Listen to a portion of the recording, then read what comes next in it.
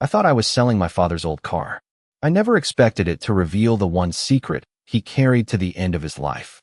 My name is Ethan Parker, and after my father passed away, I returned to the small town where I grew up to settle everything he left behind.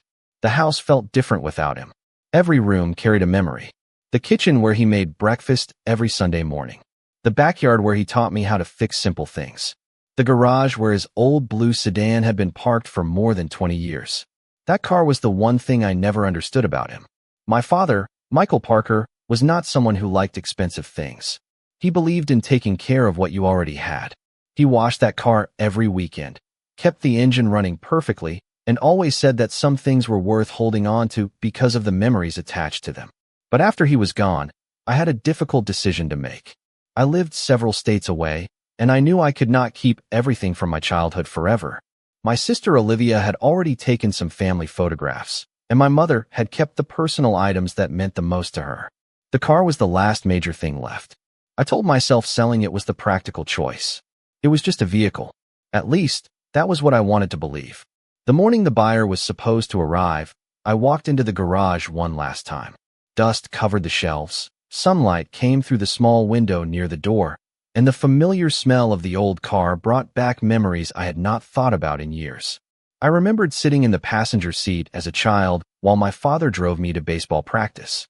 I remembered him teaching me how to be patient, how to work hard, and how to keep my promises. For a moment, I wondered if selling the car was the right thing to do. Then I opened the driver's side door and noticed the glove box. I had opened it many times as a child to look for old maps or small tools, but I had never really searched through it. Maybe it was because I was in a hurry. Maybe it was because some part of me felt like I was not ready to look too closely at the things my father left behind. But that day, something made me reach forward and open it. Inside were a few old receipts, a faded owner's manual, and a small envelope tucked behind everything else. My name was written on the front, not my father's handwriting on a shopping list or a note about the car. My name, Ethan. I stood there silently, holding the envelope in my hands. My father had been gone for weeks, but suddenly it felt like he was trying to tell me something. I looked toward the garage door, almost expecting him to walk in and explain why he had hidden this from me. Instead, there was only silence. My hands felt heavy as I opened the envelope. Inside was a folded letter. The first line immediately made my heart stop. Ethan, if you are reading this, then I am no longer here to explain everything myself. I sat down in the driver's seat, completely forgetting about the buyer who would arrive soon. My father had left me many things over the years, but this was different. This was a message. And as I continued reading, I realized the car I was about to sell was not just an old possession. It was the place where my father had hidden the truth he never had the chance to tell me. For a few moments, I could not move. I just sat there in my father's old car, holding the letter that had my name written across the front. The garage was quiet, but my mind was filled with questions. Why would my father hide something from me? Why would he leave this message inside the one thing he knew I was planning to sell? I looked down at the paper again and started reading from the beginning. My father's handwriting was familiar. I had seen it on birthday cards, grocery lists, and small notes he left around the house. But this letter felt different. It was not a casual message. It felt like a conversation he had been waiting years to have with me. He wrote about how proud he was of me. He wrote about watching me grow from a curious little boy into a man with my own family and responsibilities. Those words alone were enough to make me pause because my relationship with my father had become complicated over the years. We loved each other, but like many families, we were not always good at saying what we truly felt. My father was a quiet man. He showed love through actions more than words. He fixed things around the house. He made sure everyone had what they needed.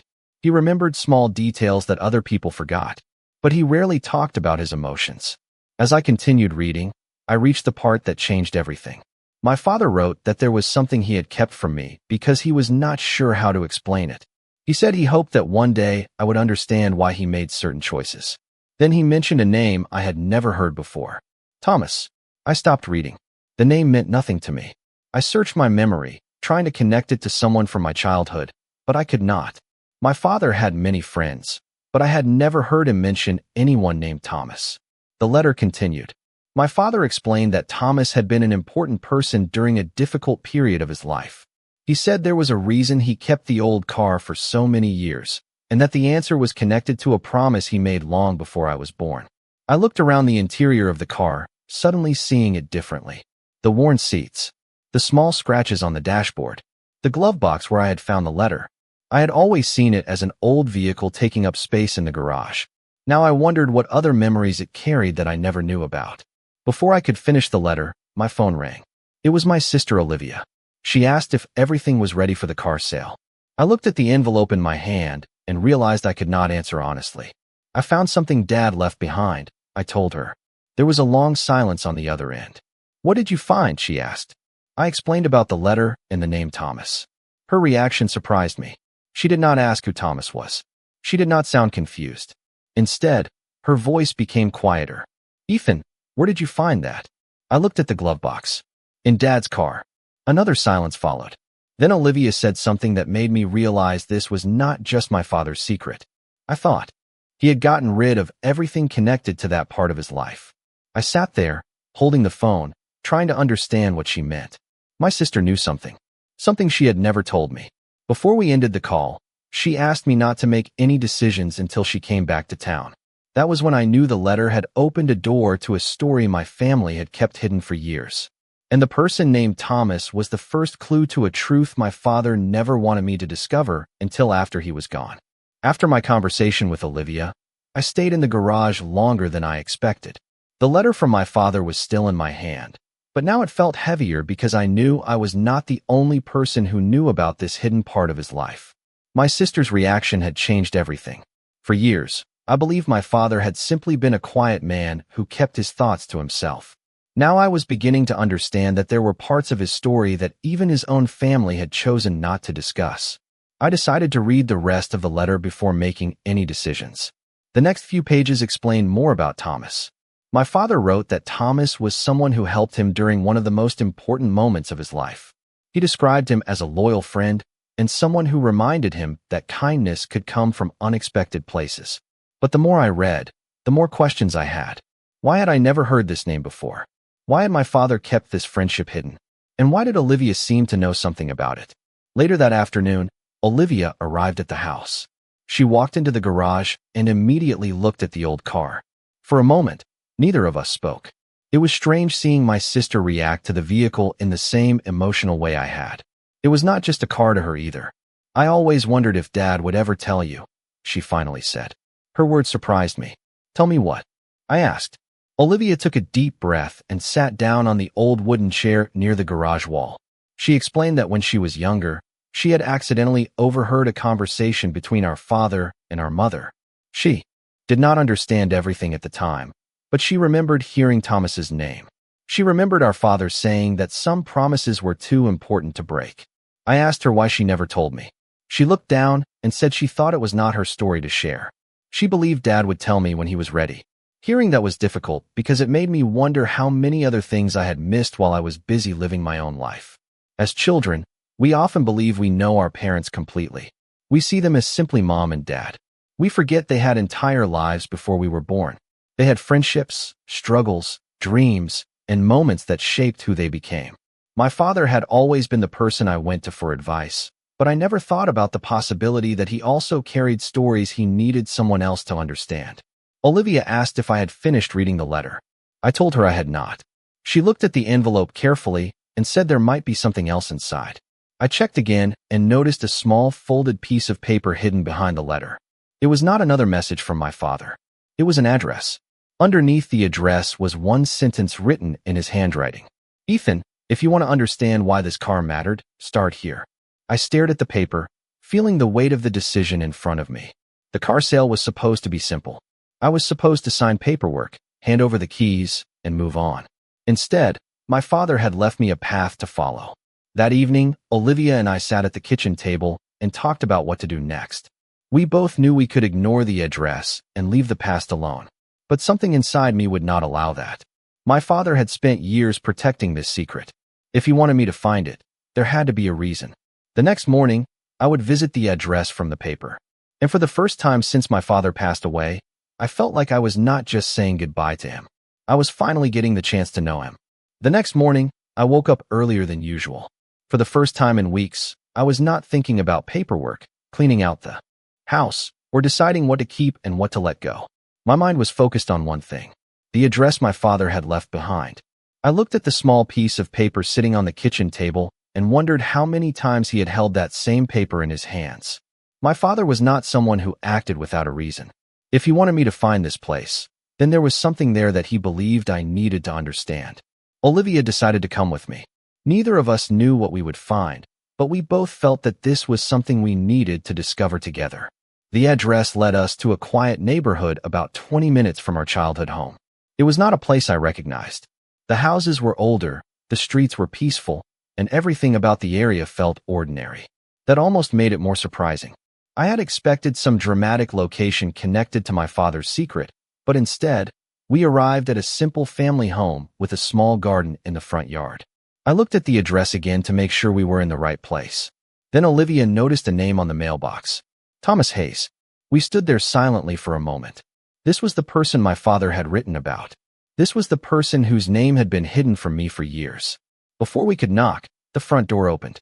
An older man stepped outside and looked at us with a surprised expression. He seemed to recognize something before we even introduced ourselves. His eyes moved from me to Olivia, and then he looked at the old car parked behind us. "Michael finally sent you here," he said quietly.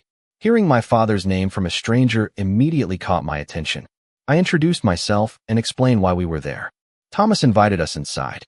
The house was filled with photographs, books, and small reminders of a life that had clearly been meaningful. As we sat in his living room, I noticed something familiar. On a shelf was a picture of my father.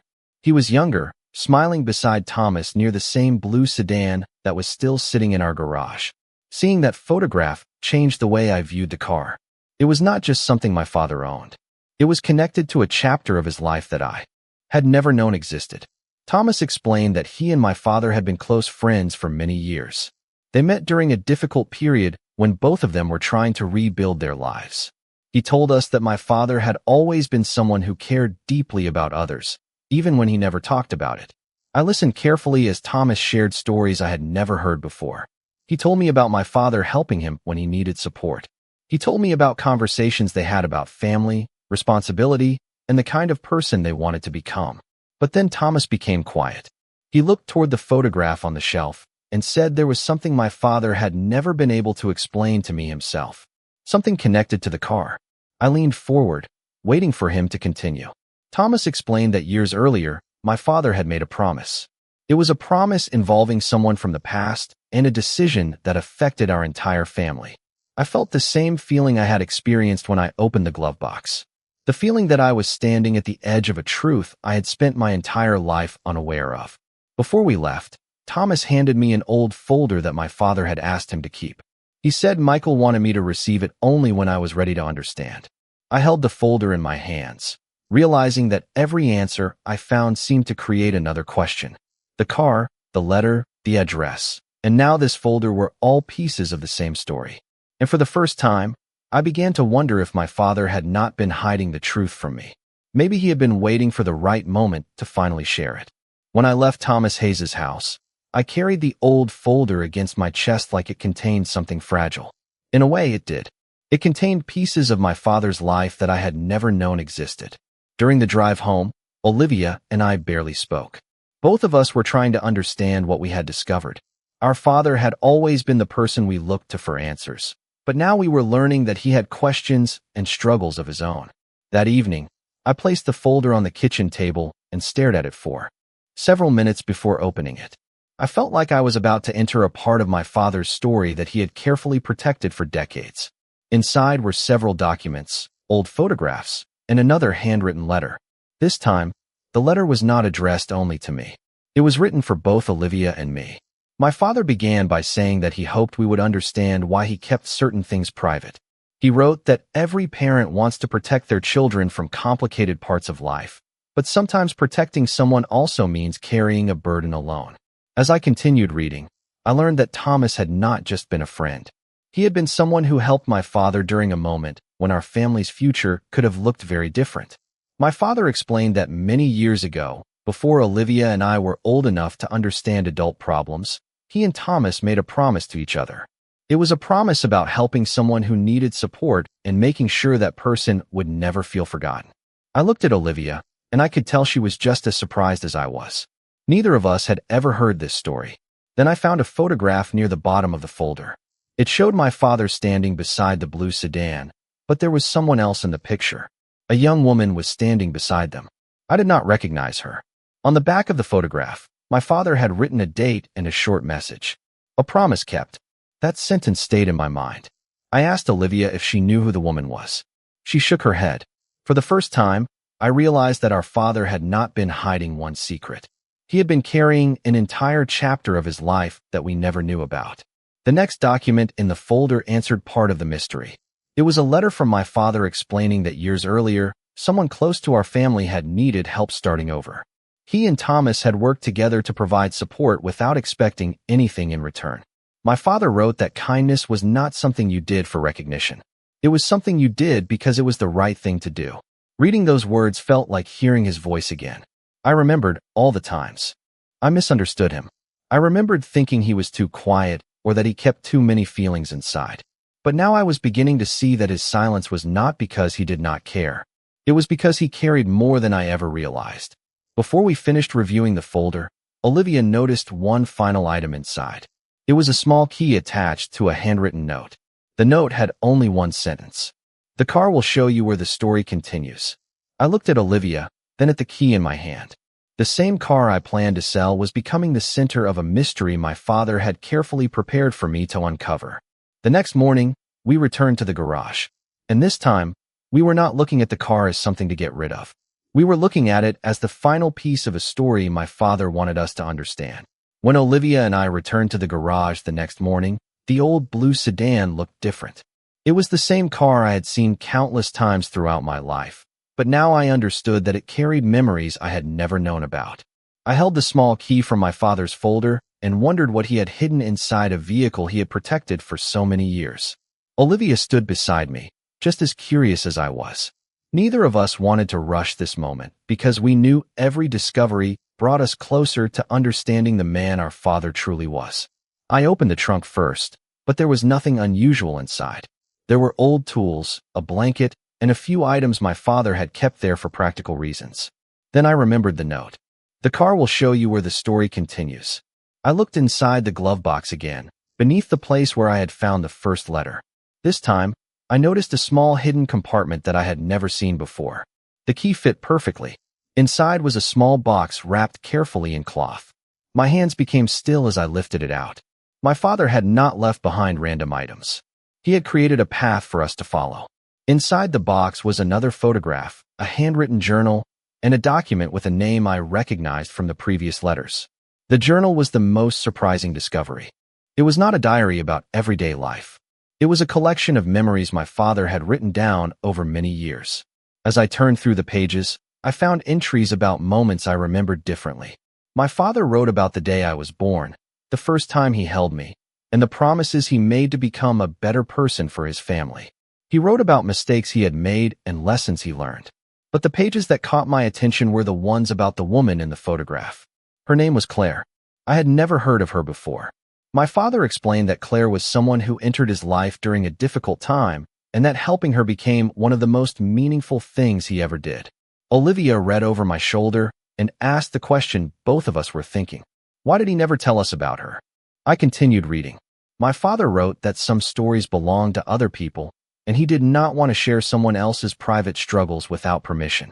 That sentence felt exactly like him. Even after he was gone, he was still protecting someone else's dignity. The document inside the box finally revealed the connection. Claire had once been part of a situation that changed my father's perspective on family and responsibility. He had promised to help her rebuild her life, but he never expected anything in return. The car, according to my father's notes, represented that promise because it was the place where many of their conversations happened during those years. I sat in the driver's seat, realizing that every small detail of the car had a meaning. The scratches, the worn steering wheel, the old glove box. They were not signs of an old vehicle. They were reminders of a story that had been waiting to be discovered.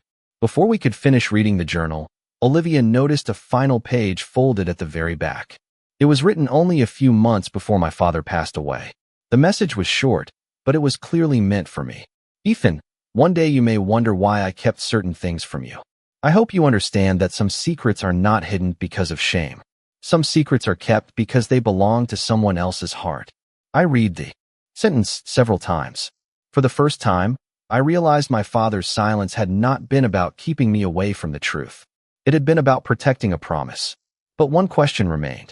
Who was Claire, and why did my father believe I needed to find her after he was gone? After discovering the journal and learning about Claire, I realized that my father's story was much bigger than I had ever imagined. For years, I thought I knew the man who raised me. I knew his routines, his favorite foods, the way he spent Sunday mornings in the garage, and the quiet way he showed love. But now I was discovering another side of him. A side that made promises, helped people, and carried responsibilities without asking anyone to notice. Olivia and I decided that finding Claire was the next step. We wanted to understand why my father believed she was important enough to leave behind such a carefully prepared message.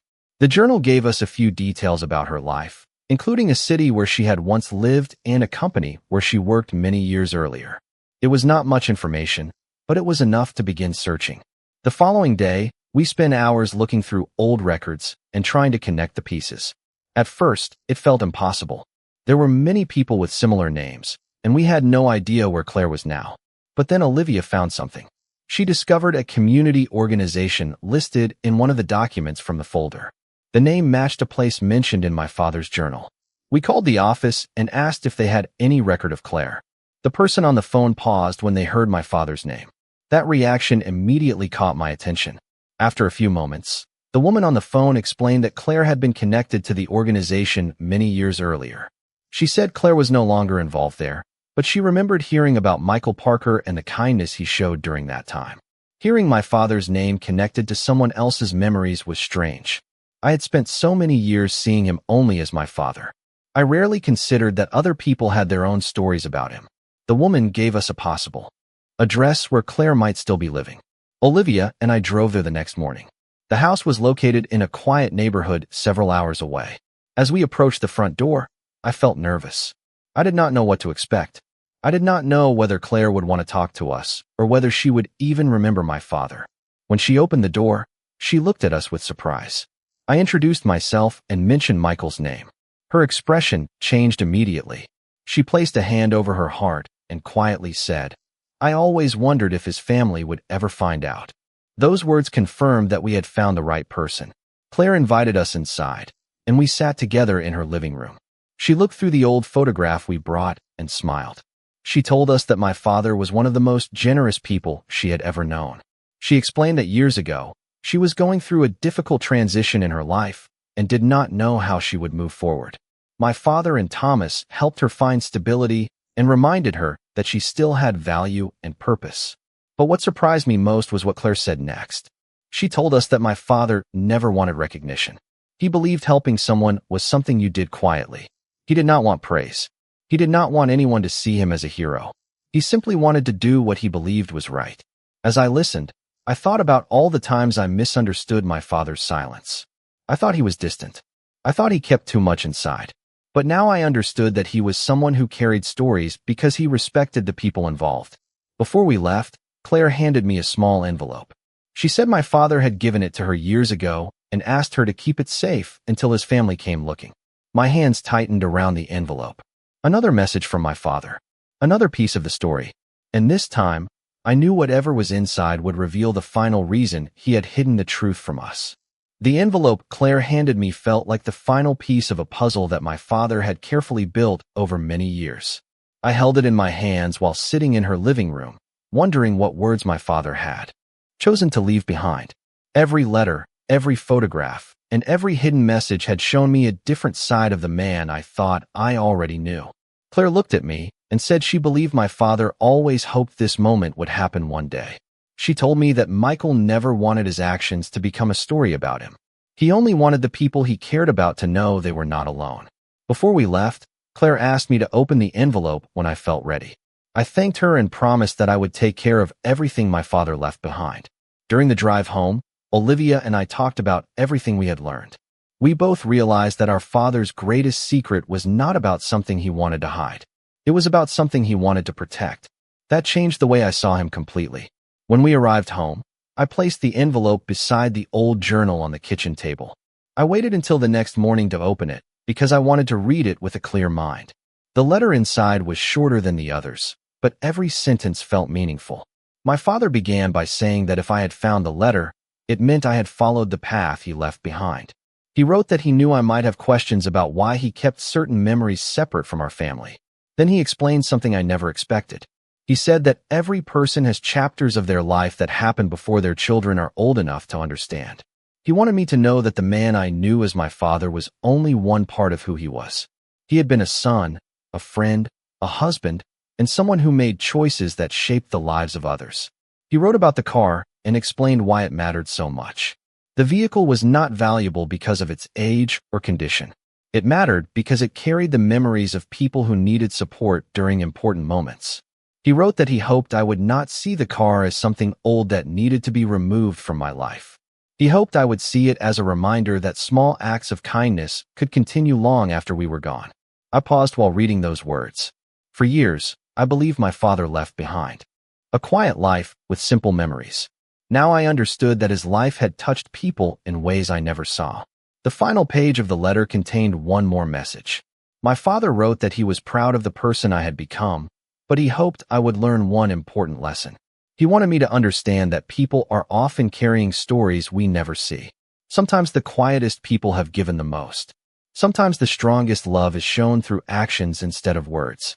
I finished reading the letter and sat quietly at the kitchen table. Olivia was beside me, and neither of us spoke for a while. We were not thinking about the mystery anymore. We were thinking about our father, the man who fixed things around the house, the man who rarely talked about his feelings, the man who had spent years helping others without needing anyone to know. Later that afternoon, I walked back into the garage and looked at the blue sedan again. For the first time, I did not see an old car waiting to be sold. I saw a collection of memories, promises, and lessons my father wanted to pass on. But there was still one final thing left to do. I had to decide what would happen to the car that started this entire journey. For the first time since my father passed away, I walked into the garage without feeling like I was losing something. Instead, I felt like I was finally understanding what he had left behind. The blue sedan was still sitting in the same place where it had been for years, but it no longer looked like an old car waiting for someone to take it away. It looked like a piece of my father's story, a story filled with kindness, promises, and memories that I had never known existed. I spent the next few days thinking about what I should do. The practical side of me still understood that keeping an old vehicle required time and responsibility. But the emotional side of me knew this was no longer just about a car. It represented everything I had discovered about my father. It represented the lessons he had quietly taught me without ever giving a speech. Olivia and I talked about it many times. She admitted that she also saw the car differently now. She said that when Dad was alive, she always wondered why he held on to things for so long. Now she understood that he was not attached to objects. He was attached to the memories connected to them. A week later, I called the buyer who was supposed to purchase the car. I explained that I had changed my mind. I did not give a long explanation because I knew most people would not understand. How could someone explain that a glove box, an old photograph, and a handwritten letter could completely change the meaning of something? The buyer was respectful and simply wished me well. After that call, I sat in the driver's seat one more time. I placed my hand on the steering wheel and thought about all the moments my father had spent there. The conversations he had during long drives. The decisions he made while sitting in silence. The people he helped without expecting anything in return. I realized that my father had left me more than memories. He had left me a lesson about seeing people differently. For years, I thought I knew who he was. I thought he was simply a quiet man who preferred actions over words. But after discovering everything he had done, I understood that his silence was not emptiness. It was depth. It was a lifetime of experiences, choices, and kindness that he carried without asking anyone to notice. Months later, I took the car to a local mechanic and had it carefully maintained. I wanted to keep it running, not because it was valuable, but because it represented something meaningful. Whenever I drove it, I thought about my father. I thought about the people whose lives he touched. I thought about the promises he kept and the compassion he showed when nobody was watching. One afternoon, I took Olivia for a drive in the car. We visited some of the places connected to our childhood. We laughed about old memories and shared stories we had almost forgotten. It felt like our father was still bringing us together, even though he was no longer there. Looking back, I realized that opening that glove box was not just about finding a letter. It was about discovering a part of my father that I never had the chance to know while he was alive. I thought I was saying goodbye to an old possession, but instead, I found a connection to the person he truly was. The car stayed with me, but the greatest thing my father left behind was not something I could touch or keep in a garage. It was the understanding that every person has hidden chapters, and sometimes the most meaningful stories are the ones we discover when we least expect them.